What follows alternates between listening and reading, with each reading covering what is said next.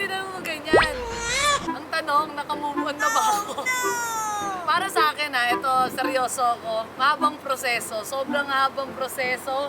Kulang ang araw, kulang ang linggo, kulang ang buwan, kulang ang taon. Kung hindi mo talaga kayang tanggapin pa ng buong puso mo yung pag-move on, hindi ka talaga makakatakas dun sa sakit na yun. Pero as of now, magto 2 years na akong single. Feeling ko naman nakamove on na ako kasi parang napag-uusapan na rin naman namin nung ex ko.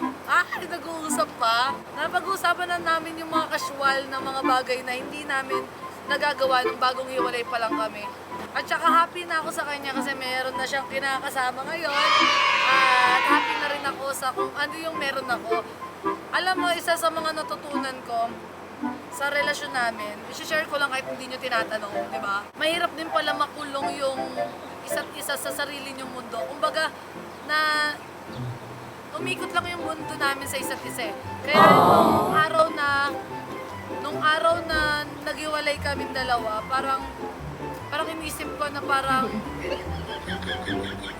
mag-explore. Marami pa pala akong mga bagay na hindi nagagawa nung kasama ko siya. Feeling ko ganun din siya. Kaya yun, mahirap mag-move on kapag alam mong sinettle mo na yung sarili mo sa taong nakasama mo ng mahabang panahon. Masasanay ka na lang nang wala siya.